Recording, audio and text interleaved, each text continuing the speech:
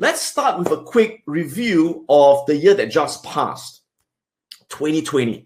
And I'm sure you guys agree that last year was the craziest year we have ever experienced. And hopefully it's going to be the craziest and not another crazy year in the future ahead.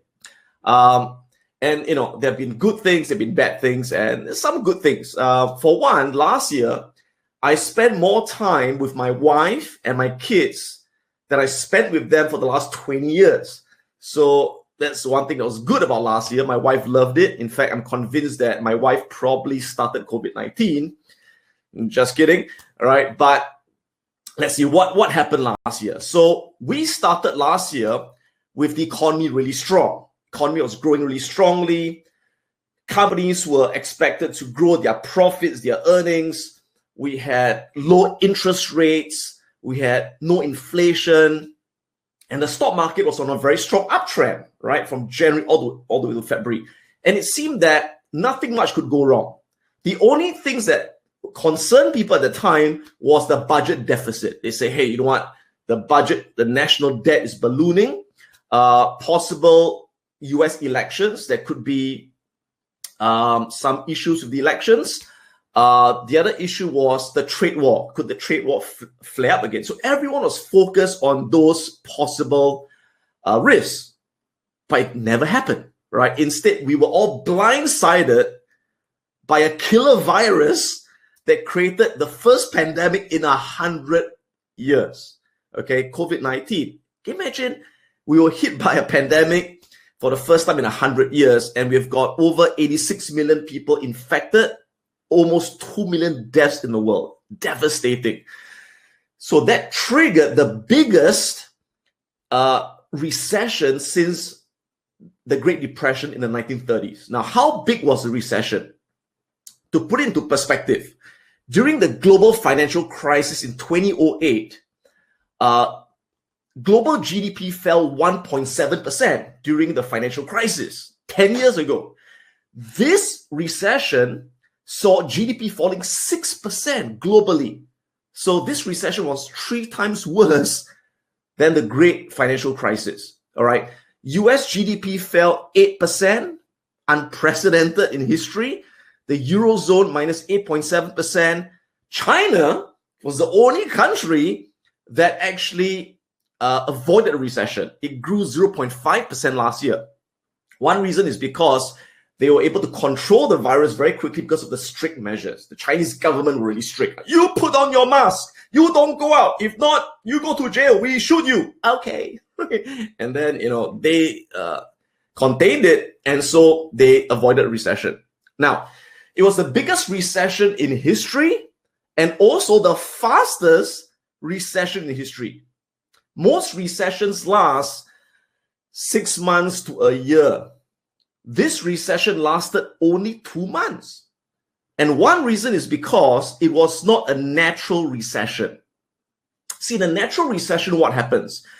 There's more supply than demand because of overcapacity, right? There's a bubble. So it takes many, many years to work off the excess capacity for supply to go down to meet demand again. But this was an artificial recession. Why? Because demand was very strong. But because of the lockdown, stay at home, you can't spend money, you can't go out, you can't travel. Okay. Suddenly demand goes to zero. Right? And so that's why we had that artificially induced recession. So I knew at the time that if it's artificially induced, it can be artificially changed. So a quick recovery was something that was very, very possible. But what also triggered that quick recovery was the Federal Reserve, the Fed. The Fed unleashed unprecedented stimulus. During the financial crisis, as you guys know, they had the quantitative easing, right? They printed money like no tomorrow. That was nothing compared to this. This time they printed kind of like 3 or 4 times more money into the economy, giving people money directly. So, and they cut interest rates back to near zero. So that triggered, right, the fastest bear market in history. So the market fell 36%. Most bear markets last for, again, 6 months, a year and a half. This bear market lasted 4 weeks. And following that, we had the fastest recovery in history. So last year was an unprecedented year. Now, from March, which was the market bottom, to November, not all stocks recovered. It was only the tech stocks, the pandemic-proof stocks, your Amazon, your Google, your Facebook, your Microsoft, right? Then in November, we had game-changing news, right? It was announced that the COVID-19 vaccine with 90% efficacy is now available, and the markets started rallying even more strongly from November all the way to where we are today. Now, the two other market doesn't care about elections, right? Even though there was kind of like a mini civil war, markets still went up. Markets don't care, all right? And of course, Brexit was finally completed on the 24th of December in the United Kingdom. So that's what happened in 2020, right? So at the end of the day, or the end of the year, the US markets ended with a gain. S&P 500 gained 15.78%. If you count dividends, it was up like 16.5%. The NASDAQ gained 46%. Wait, I'm seeing some people saying that I've got a frozen image. Let me just check.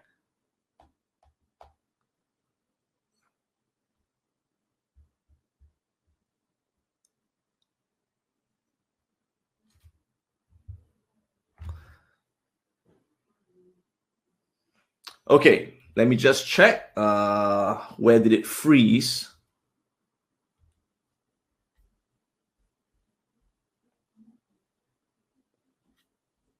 It's okay now? Okay, now it's okay. All right. Froze for a few seconds. All right. Technical issue. All right. Okay, so you guys good to go? You guys can hear me now? All right, thank you. Great. So at the end of the year, the US markets ended with a gain. S&P 500 up 15.78%. The NASDAQ up 46%. The Dow Jones up close to 7%. China up 13.87%. Now, Shanghai went up 13%. Hong Kong was down 3.4% slightly because of the political situation, because of US sanctions, but that was temporary. Singapore, as usual, sucked. I'm from Singapore, so I can say it sucks. Singapore's down 11.76%, and the UK was down 14.55%. So looking at the charts, you can see that the US market, this is the S&P 500, started really strongly, and then in February, it triggered that bear market again. The market dropped like 36%. In 4 weeks, it bottomed in late March, and in early April, the bull market started. And of course, you guys who watch my video on YouTube know that that was the time to actually start re-entering the market. And since then, the market has rebounded about like 80% from the bottom.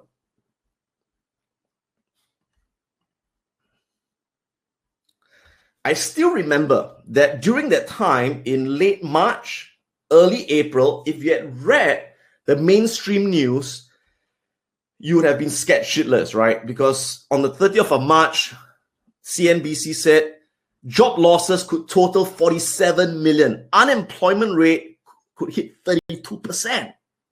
On the 6th of April, Janet Yellen said second quarter GDP could decline by 30%.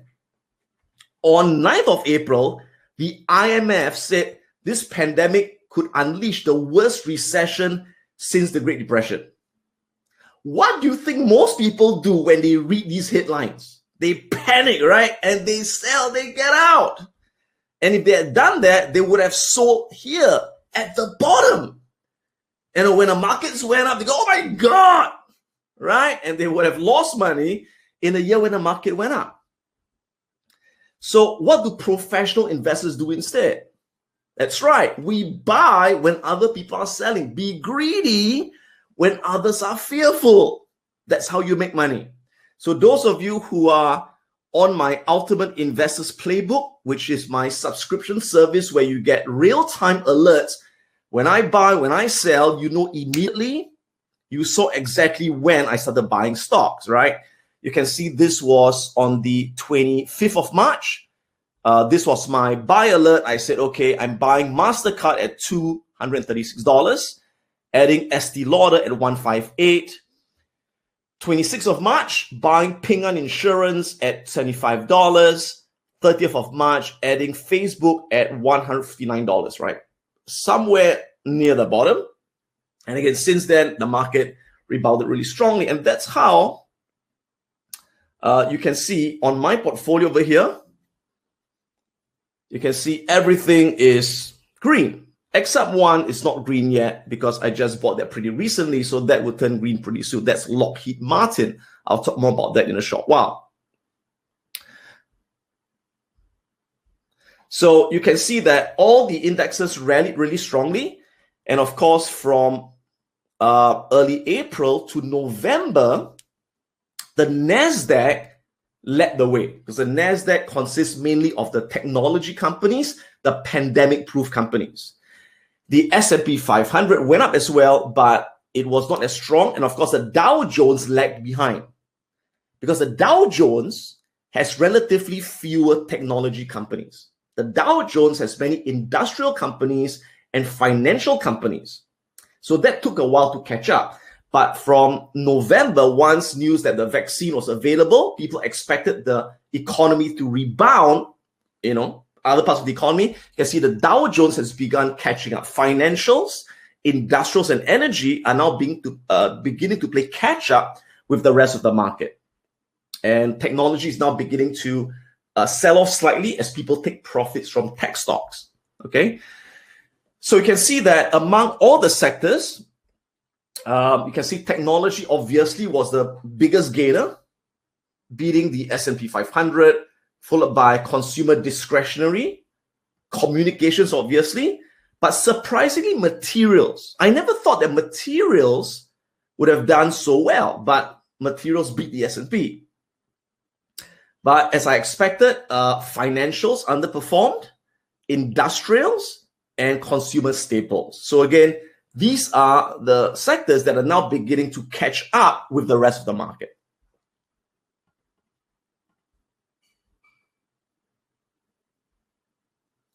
Let's look at China. So what happened to China last year? So China actually began on a downtrend because of the pandemic actually starting in Wuhan, right? So people were a bit upset, a bit freaked out. It's a downtrend, but they contained it really fast. So you could see that, again, by late March, early April, we had the change in the trend. You can see from the moving averages, the shift in the trend over here, and it ended up about 13.87% year to date. And of course, if you guys watch my videos on China throughout the year, I was saying that China is a country that you got to invest in if you want to grow your portfolio in the years to come, because it is the majority of global growth is now coming and will continue to come from China. The Hang Seng Index, which is the Hong Kong index of China, again, ended slightly down, primarily because of the political situation, the US sanctions. And so it's down 3.4%, but this year it's on a tear. This is up really well because, right now we're over that. So that's great. Okay, so my report card. So what I do at the beginning of every year, which I've done for 15 years, is to share my report card with my community. All right, so last year, the S&P went up 15%. So I'm pretty happy to beat the market. That's my goal every single year. So my portfolio is up about 50% on this one. Another portfolio up 56%. And I've been getting a lot of emails and messages from my students in my investment community. And they were really happy. And they say, Adam, I had my best year last year in the stock market. And many of them had huge returns, huge double-digit returns. We have Tony, for example, from Vietnam, up 215% for the year. We have got Prashant from the US, who's up 81% for the year. He's an IT professional. He said, I've never beaten the market before. Since I took your course, I started beating the market in 2019, 2020. And we have Andy, who was a very newcomer. He started with 100,000, a small fund, and he's up like 150% for the year as well. We've got Evelyn from Malaysia, up 67%.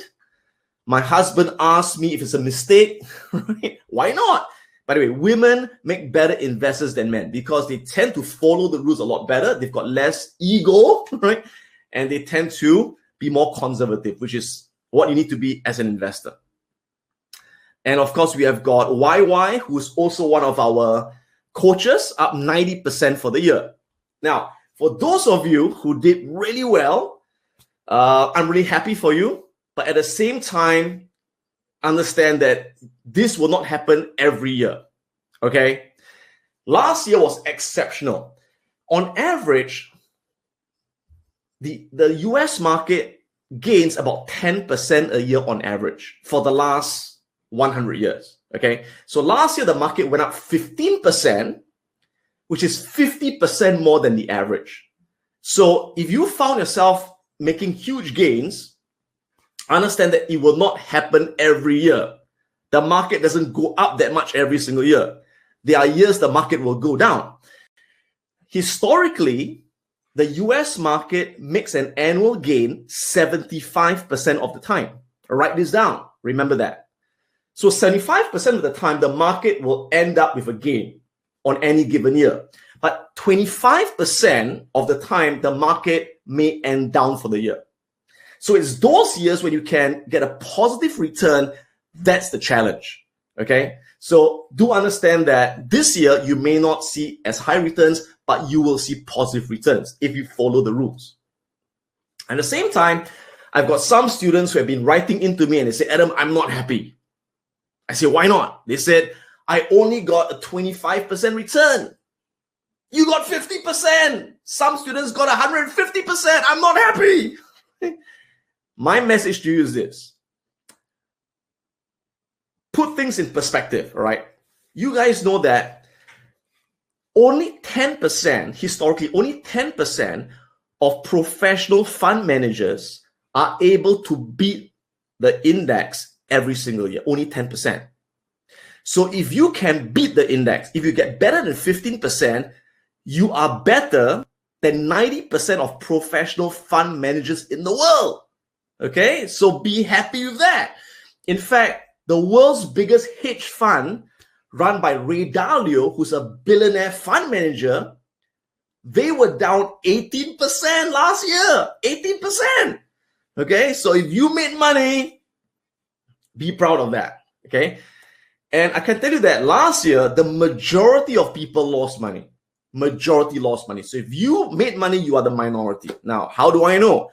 If you look at stockbrokers, they keep a record, depending on American, right?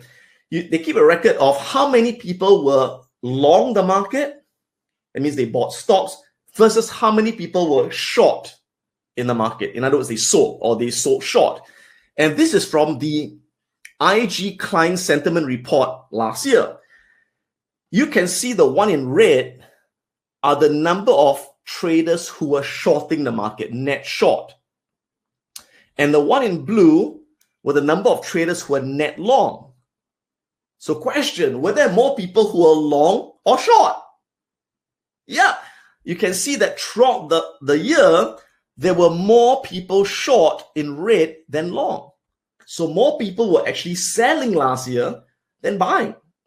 In fact, retail trader data shows that the ratio of traders short to long was 1.6:1. So for every one person who was buying, like us, long the market, there were 1.6 people who were short the market, and they lost a lot of money last year. Okay, so again, the lesson is to make money, you don't follow the crowd because the crowd always loses money. To make money, you got to go against the crowd. You got to do opposite of what most people do. You got to act contrary to most people's emotions. Again, you got to be greedy when people are fearful, confident when people are uncertain. And when everyone's greedy, then be cautious. All right. Okay, so let's review what are the lessons to take away in 2020. Now, those of you who are my students, you will already know these lessons theoretically. But last year was a baptism of fire where you saw in real time why it's so important to follow these lessons I've been teaching you. Okay, so what's lesson number one? Lesson number one, remember, you can never predict why or when a market crash will happen. You know, people always ask me every year, Adam, is the market going to crash this year? Is it going to crash next year? What's going to cause a crash? That's the most stupid question you can ever ask. Why? Because no one knows. You see, the biggest economic and investing risk every year is the one that no one is talking about. You know why? Because if everyone is talking about a risk, it no longer becomes a risk because everyone knows about it and it's already priced into the markets. It's like what's a lot of people talking about this year? They say, oh, the market could crash because the Democrats are now in charge of the government. They could raise taxes. You know, the federal debt is unsustainable. The trade war could happen. So when people focus on these risks, it is not a risk because everyone knows about it and it's priced into the markets, right? What normally triggers a crash is oftentimes something that no one would ever think about. Like, let me ask you a question. In 2019, if I told you that in 2020, there'll be a killer virus that will stop us all from traveling, we're going to work at home, we're going to wear masks everywhere, what would you say to me? You say, I'm nuts. It won't happen. But it happened. Okay? So what I'm telling you is this. The next crash will happen because of something that no one thinks about. What could it be? Example, alien invasion. Right? You never think aliens would come, but they may come. Right? They could come. And the market will crash again. And that's the time we could buy companies really cheap again. So you never know. So that's the first lesson. Okay. Lesson number 2. Again, remember, be greedy when others are fearful. Easy to say, hard to implement. That's why we have got our community of students where I work on their psychology every day. I say, come on, buy now or sell now, right? And you got to keep reminding people, okay? So buy aggressively when there's blood in the streets, even if the blood is yours. Now, take a look at this chart.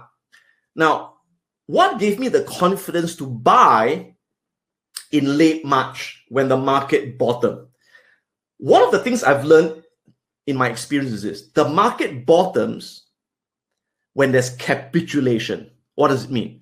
Capitulation is when the retail investors have sold in panic. When everyone sells in panic and people have given up, that's when the market bottoms.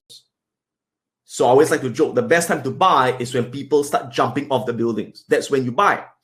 And how do I know? I was watching this chart. This shows you the S&P 500 futures. Number of people long versus short. Okay? Now you can see over here on the right of the chart, in late March, the S&P futures saw the biggest net short position in 5 years, right? In other words, so many people were selling like crazy. They were shorting the market right here. And that was precisely the time I started buying because that's when the market bottoms. So remember this lesson, lesson number 2. Lesson number 3, turn off your TV, smash your TV if you can.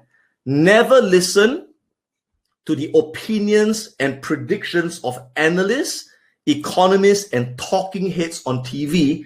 They tend to always get it wrong. Okay? Nothing against Jim Cramer. I think he's a very nice guy. He's really entertaining, but please listen with a pinch of salt because in early April, when I started buying, Jim Cramer said, no, I'm convinced there's going to be a lot more selling. So when you listen to all these people, what happened? It affects your emotions. It screws up your psychology. It causes you to not follow your rules, and that's when you lose money. So always be confident in yourself. and not be affected by market noise. Lesson number 4. Remember, the stock market is not the economy. A lot of people, they missed out because they were watching the economy. They said, Adam, how can it be? How can the stock market go up when the economy is collapsing, when people are losing their job, people are dying? How can it be? It doesn't make sense. Of course it makes sense. I've been saying this for the last 15 years. The stock market is not the economy. It's a different animal. The stock market is a leading indicator of the economy. And the stock market will go up long before the economy will ever recover. So watch the market, watch the price action, ignore the economic fundamentals. You can watch it for entertainment, but ultimately it's the market that's the leading indicator. Lesson number 5. Remember this, the stock market index will always go up eventually. Write this down. The market will always go up eventually. And if you buy fundamentally good companies that are making money, they will always go up eventually. The stock market is like a roller coaster. The only people who get hurt are those that jump off halfway during the ride. But if you stay in your seat and you fasten your seat belt, no matter how scary that roller coaster is, you will reach the end of the roller coaster. You will reach the promised land, provided you buy the good businesses. If you buy speculative companies that are losing money, that are overvalued, then sure, it's a roller coaster that could derail. Make sense?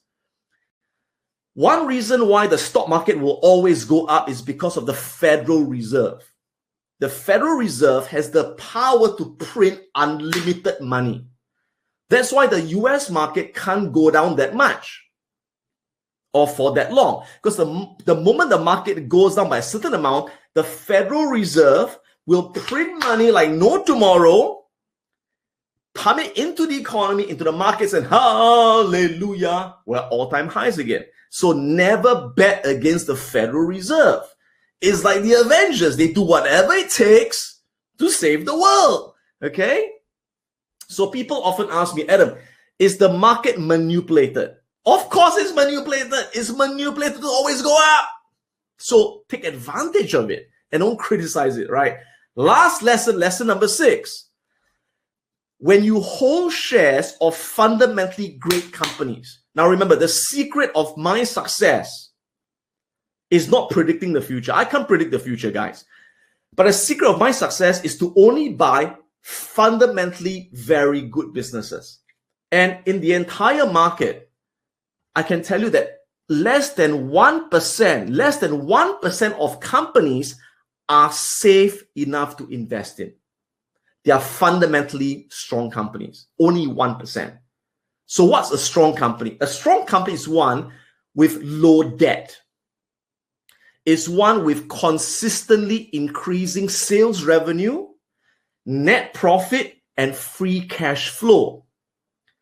Great companies are companies with a sustainable competitive advantage, with wide economic moats that protect them from competition.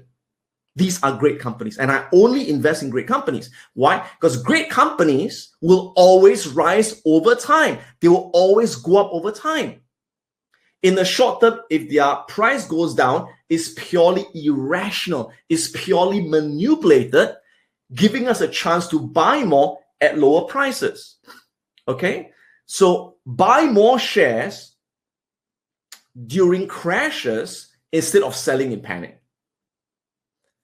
But please, avoid companies that are not fundamentally strong. If you buy companies that are speculative, that are overvalued, that are not really making consistent cash flow, right? They may drop and never come back, all right? So you got to discern which are the good businesses versus the ones that are just speculative. Now, if they're speculative, sure, you can trade them short-term, trade them using options, but don't hold them for the long run. So I keep mentioning companies like Square or Tesla or NIO. They are speculative companies, right? They are going up like crazy and you can make money. You can trade them. You can trade them with options, But if you hold them as an investment, they can be pretty risky because they've got really high debt. They don't have consistent cash flow. They're in very competitive industries, and so on and so forth. And some of you would disagree and say, no, Tesla, you got to buy Tesla. Hey, I'm not here to argue. I'm just telling you my methodology, my philosophy.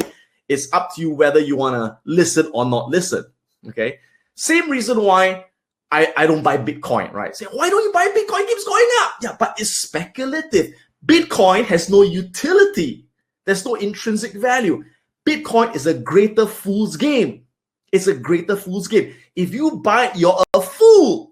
But it's okay if you sell it to a bigger fool willing to pay a higher price. But you better sell it to a bigger fool and not be the biggest fool that holds the bag of shit at the end of the day. Make sense? Okay, so with that,